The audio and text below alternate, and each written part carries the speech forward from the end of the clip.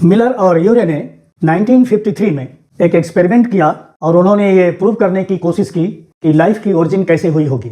Miller और यूरे ने एक अर्थ की प्रिमिटिव ओशन की कंडीशन रिप्रोड्यूस करने की कोशिश किया अपने अपरेटस के द्वारा, और उस अपरेटस में उन्होंने अर्थ के ओशन की प्रिमिटिव जो कंडीशन थी, जो कि माना जाता था कि रिड्यूसिंग एटमॉस्फेयर था।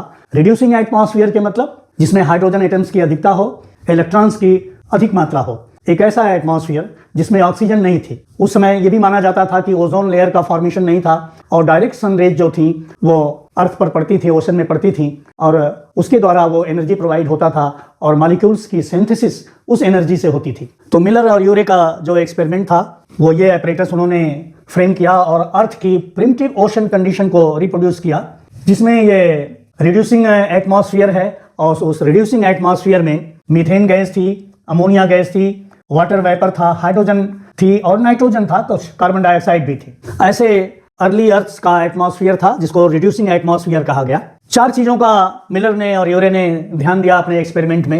एक तो ये जो एटमॉस्फेयर था वो ऑक्सीजन से फ्री था। दूसरी बात थी कि एटमॉस्फेयर को लिक्विड वाटर के ऊपर प्लेस किया। ये एटमॉस्फेयर है, ये लिक्विड वाटर है, यहाँ से वेपर जाती थी और इसको ऊपर प्लेस किया अबव द वाटर। जो तीसरी कंडीशन इन्होंने अपने अपरेटस में रिप्रोड्यूस करने की कोशिश किया कि टेम्परेचर को बिलो 100 डिग्री सेंटीग्रेड रखा और इस एटमॉस्फेयर को उन्होंने एनर्जी प्रोवाइड कराया इलेक्ट्रोड्स के डिस्चार्ज से।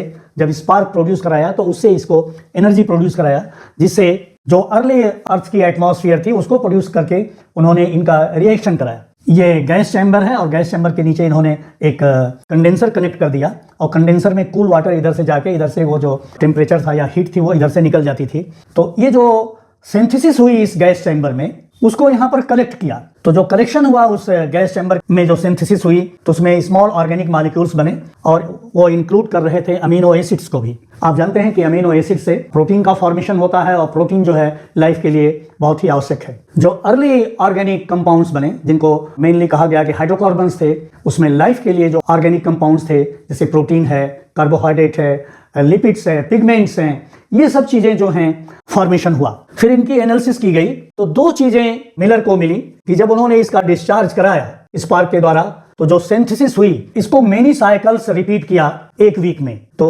आफ्टर 1 वीक उन्होंने देखा कि 15% जो है मीथेन गैस का कार्बन जो है वो कन्वर्ट हो गया दूसरे ऑर्गेनिक कंपाउंड में और वो ऑर्गेनिक कंपाउंड्स बने फॉर्मल्डिहाइड और हाइड्रोजन साइनाइड, जिसको HCN कहेंगे। फिर ये दोनों ऑर्गेनिक कंपाउंड्स जो थे वो कंबाइन हुए और इन्होंने और सिंपल मॉलिक्यूल्स बनाया, जैसे फॉर्मिक एसिड बनी HCOOH और यूरिया बनी NH2CO NH2 और कुछ और कॉम्प्लेक्स मॉलिक्यूल्स बने। उन कॉम्प्लेक्स मॉलिक्यूल्स में जो चीजें बनी वो बनी ग्लाइसिन और एलेनिन।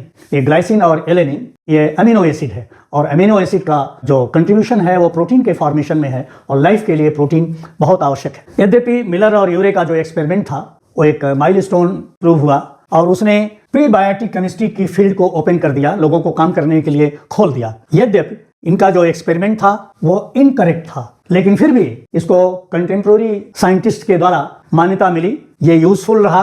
फिर इसी मिलर और यूरे के अपरेटस को यूज करते हुए दूसरे साइंटिस्ट ने इसके बाद एक्सपेरिमेंट किया और उन लोगों ने, दूसरे लोगों ने 30 डिफरेंट कार्बन कंपाउंड्स को आइडेंटिफाई किया और उस 30 डिफरेंट कार्बन कंपाउंड्स जो थे उसमें अमीनो एसिड्स थी, बहुत सी अमीनो एसिड्स मिली और हाइड्रोजन साइनाइड ने प्रोड्यूस किया एडेनिन। आप जानते भी होंगे कि एडेनिन जो है एक नाइट्रोजनस बेस है और ये नाइट्रोजनस बेस न्यूक्लिक एसिड को फॉर्म करता है। तो न्यूक्लिक एसिड के फॉर्मेशन के भी दरवाजे यहीं से खुल गए जब एडेनिन इनके कंपाउंड्स में आइडेंटिफाई हुआ। पिगमेंट्स मिले, फैट्स मिले, सारी चीजें, और ये जब न्यूक्लिक एसिड के फॉर्मेशन के द्वार खुल गए तो जो की मॉलिक्यूल्स हैं DNA और RNA संभवतः उस रिड्यूसिंग एटमॉस्फेयर में प्रोड्यूस हुए होंगे अर्ली ओशन कंडीशन में और वहीं से लाइफ की ओरिजिन हुई होगी। मिलर और यूरे का एक्सपेरिमेंट बहुत अच्छा हुआ, लेकिन वो भी इस बात को प्रूव नहीं कर पाए कि first life in organic compound से कैसे ओरिजिनेट की। कंपाउंड्स तो बहुत सारे मिल गए, लेकिन फर्स्ट लाइफ की ओरिजिन ये भी नहीं बता पाए। और जो प्रीबायोटिक केमिस्ट्री जो फील्ड ओपन हुई उससे बहुत सारे एक्सपेरिमेंट्स होते रहे और इससे ये जानने की कोशिश हुई कि फर्स्ट लाइफ कैसे ओरिजिनेट हुई होगी।